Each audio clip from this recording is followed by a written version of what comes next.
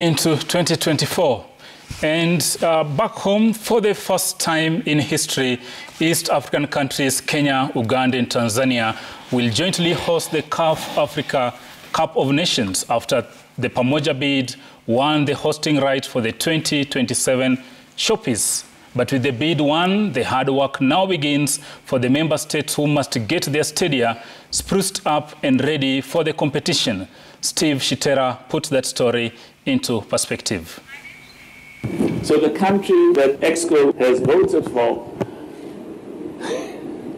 to host the AFCON 2027 is...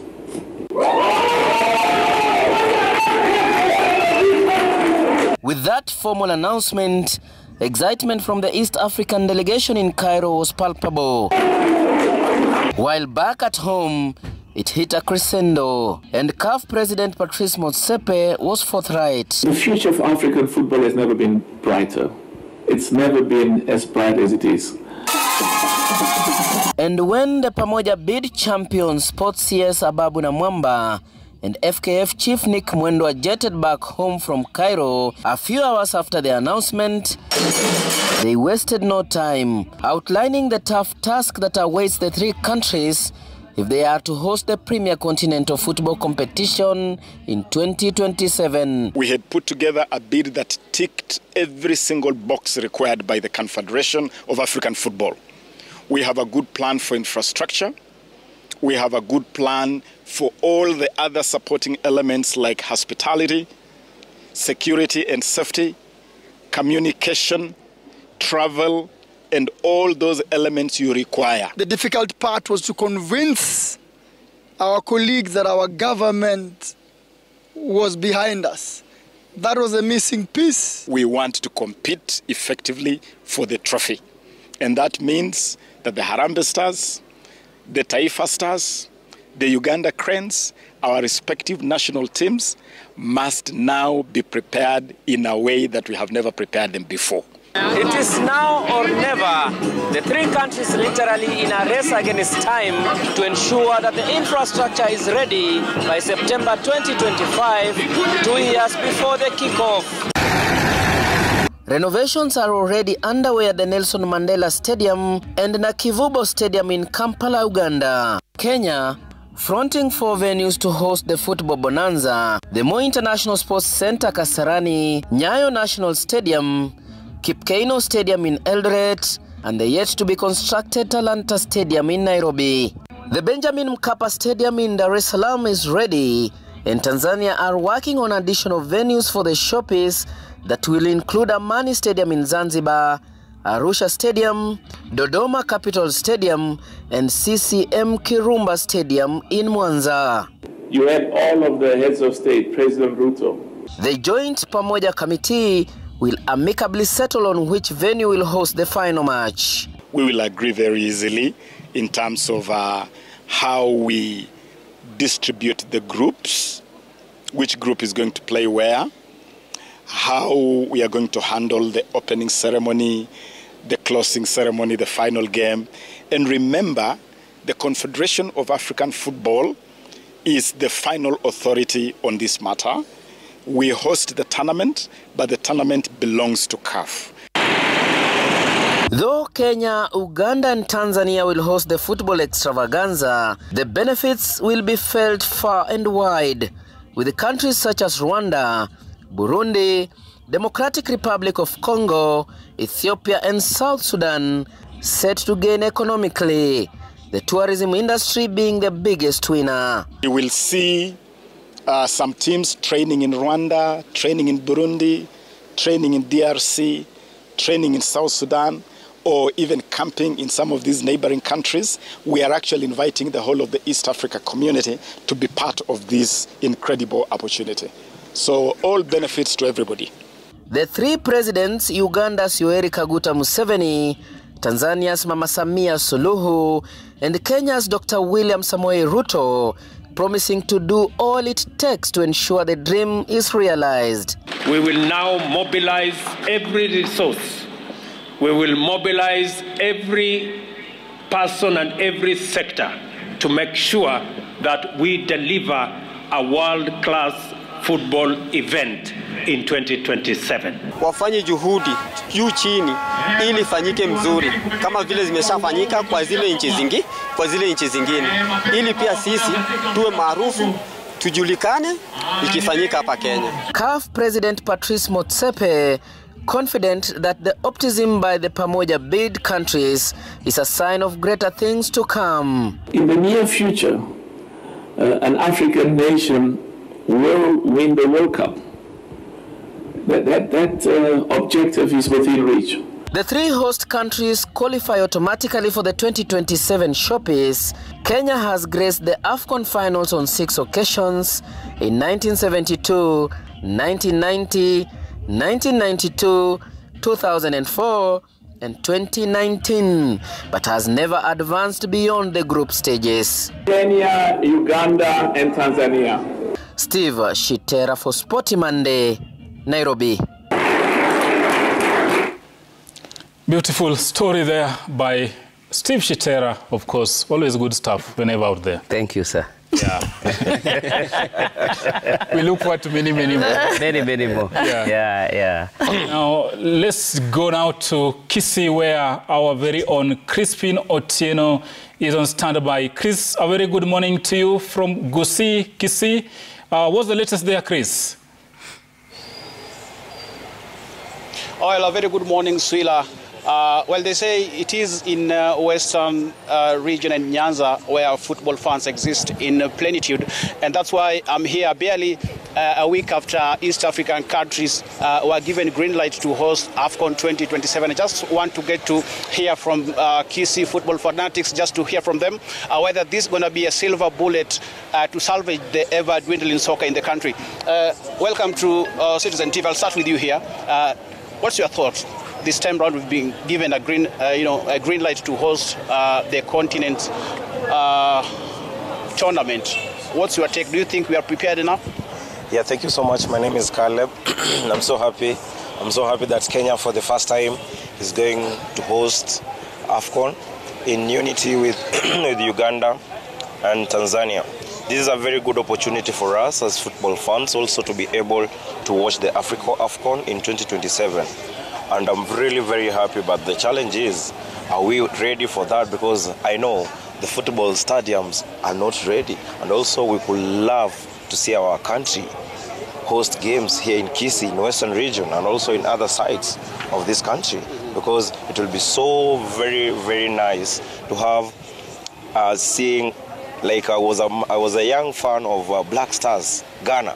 I'd be very happy to see those guys play here. So I'll be very, very, very happy if the fans in the Western region are also given that opportunity to host one of those games internationally here in our home, because it will be easy for us to access, so that we're not disadvantaged. Like you see, many of the best stadiums are in Nairobi. They're not here in other counties. So we could also love the government to consider that, so that also, as the football fans, you can have that privilege to watch those games live. Thank you so much.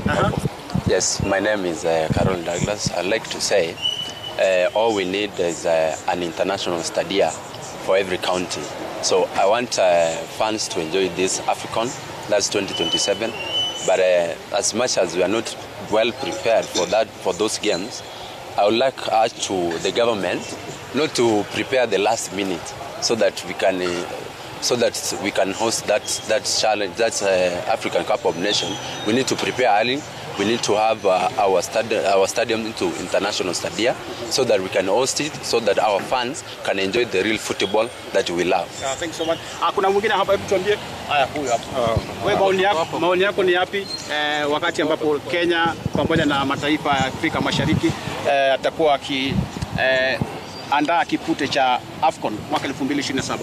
Maoni yangu ni kwamba as much as we have qualified for this AFCON, we are pleading that government at least ihakikishe that our stadium is well maintained, so that to host them, hii ikuwe advantage ya timu yetu ya Shabana, so that we Kisii County and the surrounding some counties jirani we have a lot of fans. So we are pleading that wacha tupate hii advantage so that we'll have more fans, then other parts will be okay. Wow. Thank you so much. My name is Rexolo Roba. I want to say that we are so happy towards the AFCON thing in Kenya. But again, we really want to urge the government to be so quick in preparations, because we find that the Kenyan football is having a chance to grow when the AFCON is here. And again, even the economy and business is likely to be boosted when the AFCON is going to be hosted in Kenya. But we ask, because the Kenyan football is seen to be growing in the Western region, that it be considered one of the venues for the AFCON, because that will really help us, the people who are residing in Nyanza and who are great lovers of football. Thank you. Okay. I'm George Acham from Kisii. Kitu ya maana AFCON kuja Kisii Stadium because Kisii is the biggest town growing in Kenya. So serikali hakikishe kuwa imejenga hii stadium ya Kisii imekuwa kubwa zaidi. Tafadhali sana, sababu utapata AFCON ikikuja Kisii, utapata watu wa Wendo, kuna Wendo hii timu ya Wendo itakuja Kisii, utapata watu wa Migori wako karibu na watu wa Kisumu pia na Western na Kericho. Unaona itasaidia zaidi. Kwa naambia gavana Simba aweze kuondoka stadium akajenge uwanja akamalize. Asante sana. Majina ni Paul Maketo. Mimi ninapiga asante sana wa Shabana kutuamsha juu kama sisi wa Kisii. Nataka niseme ya kwamba sisi tunaruhusiwa hiyo mpira kubwa kucheshewa katika kiwanja ya Kisii. Sisi tunafurahi sana kwa ajili gavana wetu anafanya kazi nzuri. Lakini gavana ujue ya kwamba kila kitu ni wewe unatakana uangalie sasa. Ile mapati yuko katika stadium yote yongolewe, nyumba itengenezwa pale. Sisi tunataka hii game kubwa ichezewe katika Kisii. Na kiwanja ile ambia wale watu wamalize kazi haraka, wewe usemi, uongei. Asante. Asante sana, mimi tunasema niko Kisii, nasema tutashukuru sana maana hiyo mchezo ikichezewa Kisii, Waswahili walisema mgeni njoo mwenyeji apone. Sawa, wageni wakija hata biashara itakuwa mzuri Kisii. Asante sana. Asante sana. Kuna mwisho? Haya tukimalizia, wewe uwe mwisho. Asante sana kwa majina, naitwa Elijah. Mimi ningependa AFCON kama inachezwa ikuwe spread up to Nyanza region, isikuwe Nairobi peke yake. For the business to grow and for the funds to boost. This will also help the governors to aspire to build the stadiums so that they get prepared for the big match. Thank you. All right. Well, Swila, there you have it. Those are some of the football fans from Kisii County. They are basically voting for that particular tournament to be spread across the country, including Western and Nyanza region. Otherwise, unless you have a question, back to you in studio. Swila. Thank you very much, Crispin, reporting live there from Kisii, of course, interacting with the fans who are giving their views regarding AFCON 2027. Remember, we won the host right a few days ago, but now the race is on getting the stadium ready. And from Kisii, we cross over to Tanzania, where, of course, the fans are also chiming in with their perspective regarding this pamoja bid. Take a look at what the Tanzanians are saying. Kwa Watanzania, soka si burudani tu, bali ni maisha. Inaendelea hapa ni ligi daraja la 3. Wachezaji dimbani na mashabiki nje ya uwanja. Ni wenye shauku ya kushuhudia mubashara AFCON 2027 tena katika viwanja vya nyumbani. Binafsi mimi kama mimi nimefurahi sana na nimefarijika kuona AFCON hii ambayo kuanzia vizazi na vizazi sidhani kama tulishawahi kupata nafasi ya kuandaa mashindano haya. Kwa mimi naona ni mashindano ambayo ataleta mvuto na pia atatuongezea fursa ya biashara.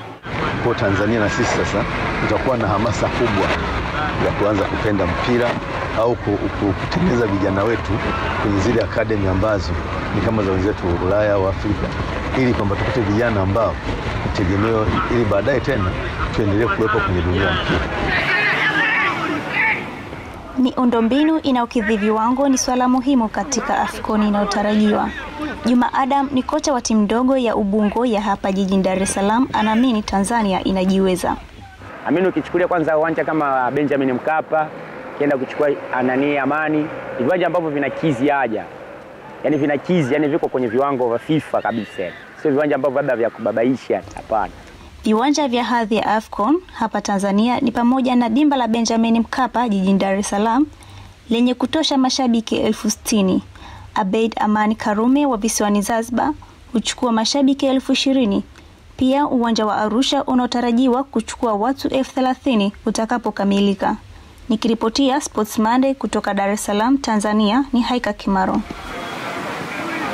That's our very own Haika from Tanzania, giving us the Tanzanian feel ahead of AFCON 2027. And now let's break it down, ladies and gentlemen. Shitera, you've seen that comprehensive fan perspective from Kisii to Tanzania. Do you think we'll be able to meet the CAF demands? Again, as we predicted last week here, Isia, Mimi, Wewe, Arocho, Zita. Yes, please. So it is, look at that body language from the president himself, that we will mobilize the resources. Every resource. We will do whatever it takes. And I think, I was discussing with someone, nikamwambia mimi kama mpenzi wa soka, I think if President Ruto delivers this, hiyo ni legacy imetosha to me, because it is something that we have yearned for miaka na mikaka. Mababu zetu wameaga wakitarajia wamekufa. Mababa zetu wanaelekea. Sisi pia tuko kwa mkondo. So in my view, I think it is the best gift. I think it is the best gift we will ever get from our three presidents. It is the best gift they have given us. And to the young people, the three presidents, you'll see what you will have done to the young people in as much as tunaongelelea unemployment, all that. You saw that story. And I was talking to the CEO Kenya Tourism Board, Chirchir. Akaniambia, you see now, leave alone sports. The tourism sector is the biggest beneficiary of this AFCON investment we are making. And I believe ile bidii yenye iko, even handing over the construction of our stadium to the military. Look at what Uganda is doing. Umeona matingatinga kwa uwanja. Look at what Tanzania are doing. They already have a world-class stadium. They are putting up many others. I think we are more than ready to host this tournament, and in my view, it will be very successful. CS Ababu Namwamba saying that it's not a three-country event. It's for the East Africa community, DRC Congo, Rwanda, Burundi, South Sudan, and even Ethiopia will benefit from what we are going to do in 2027. Whatever happened in South Africa in 2010, Kenya benefited a lot economically, because I remember, I think, Cameroon camped here. Yeah, so that is the beauty of sports. The beauty of sports. And Zita, before you go to the scoreboard, there is a section of the populace who are really pessimistic with all this, and rightfully so. In 1996, we earned the rights. We didn't host it because of stadia. The rights went to South Africa. Come 2018 again, Chan, Rwanda hosted the competition. They handed the torch to us. We didn't get our stadia ready. So there's that pessimism. Do you think this time around we will get it right? I think those people who think that it's not going to be done in 2027, pole kwao. And those people who believe that it's going to be done, actually I'm trying to nataka kupea challenge watu ambayo the hospitality part, industry. That is the industry, that is hotels and everything. If you go outside Kenya, let's say just outside Kenya, every hotel, big hotel, has a small place where people can go and warm up, everything, you know, that it can even benefit them, you know, so they have to have a small stadium. That is how people start. So for me, those people who think that this thing is not going to happen in 2027, everything starts from the top. And as you say, as everyone always discuss here, the football is a mess because you start, even if a club is a mess, maybe you start from the top. When you start from the top, when the president says that we are going to pull everything to make that 2027 to be successful, it's going to be successful, because it's when your command says that this thing is supposed to be successful. Wewe kama mtu ambaye amekuandika job kama CS, that is Ababu Namwamba, he's working towards that goal. He's taking everything. He's trying to see this thing in 2027. I'm not going to let the president down, you know, because ameniandika mimi mwenyewe. So for me, I think it's going to happen. For those who thinks it's 2027, it's going to be like 2018. Nothing like that is going to happen. And then something else that I want to add is we have everything. The only thing that we need to look at is the stadium. If you look at the road, we have good roads, airports, international. You know, like we have everything. The only thing that we have to work hard to achieve is what? It's the stadiums. Isia, probably your thoughts on this? Very quick. Number one is to congratulate the presidents of the member association, Tanzania, Kenya, and Uganda. That was a good job. One thing that people may forget is that well, there must be that promise from the government that we are going to put this and we're going to make it happen. The work of lobbying within the members is for the member associations, and I've been, in some of these campaigns, and I know what happens. So kudos to them. Then number two, how government convinced.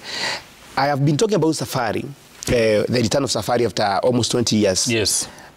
When you get guarantees from the president himself, those who know it, they will tell you that the FIA president will come here and even go to the State House. He met President Kenyatta on several occasions. And that's all they want to hear when you sit down with a person. Remember when the beginning of this year, we were almost getting banned from athletics, international athletics.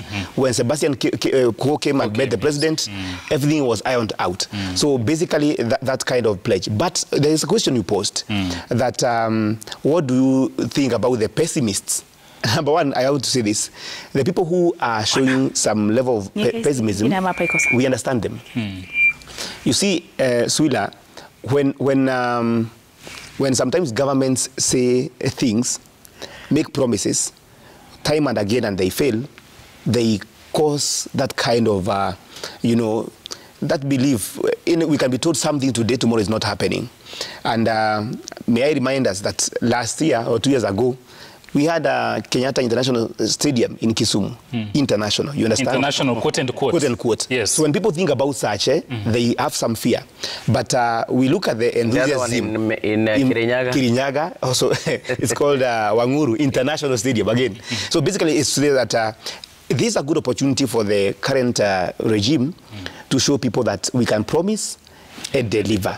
Besides that, as we prepare for with our infrastructure, we must also ask the question, how do we prepare our teams, the national teams, so that Harambee Stars, Taifa Stars, and Cranes don't just participate, but compete?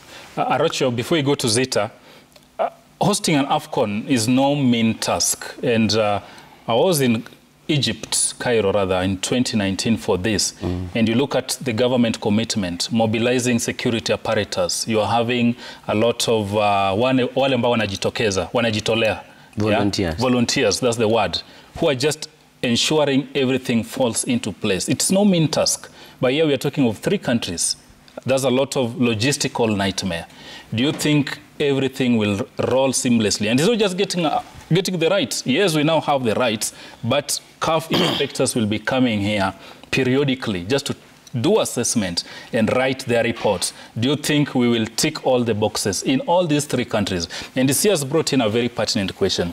Yes, by virtue of hosting these, Harambee Stars, Taifa Stars, and Uganda Cranes going to compete without kicking a ball. Will they really make an impression?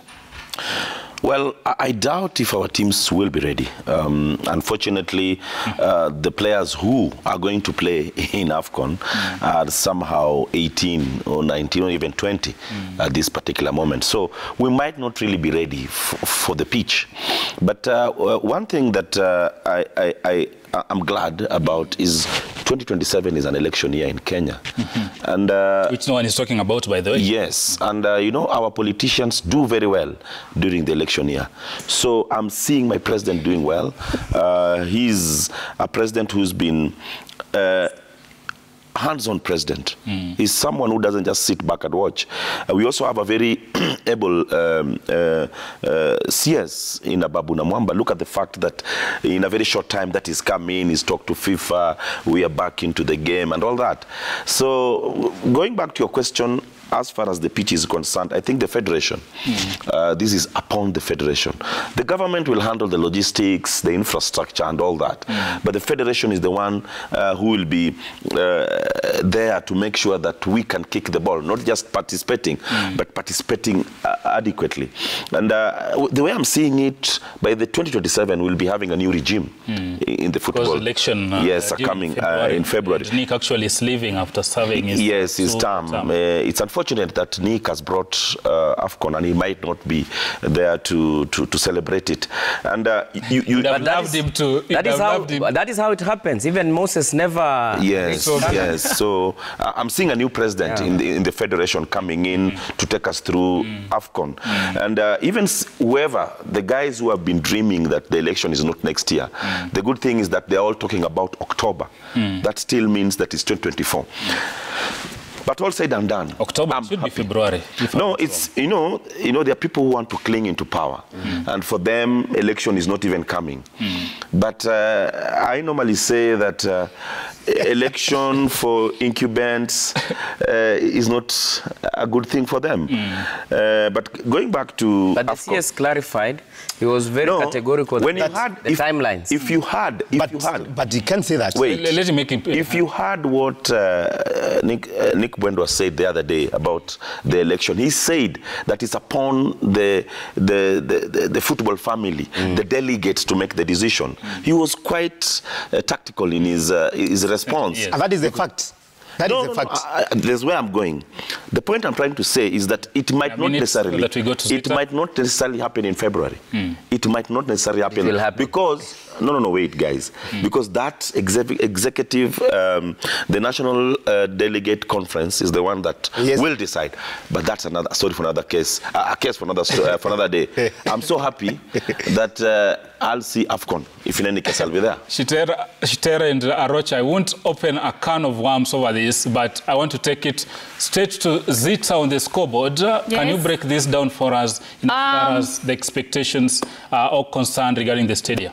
Thank you so much, Swila. I just wanted to take you through what we need to do so that we can host the 2027 AFCON. And one of it is that we have to have 6 stadiums from the 3 countries, that is Kenya, Tanzania, and Uganda. We have to have that reaches the CAF guidelines. Again, we have to have the stadium capacity, that ability to hold 15 to 40 fans. I know we have Kasarani that holds 60, and then we have Tanzania have even a stadium that holds 60. So we have to have that, and then we have to have again the training place that the team can train.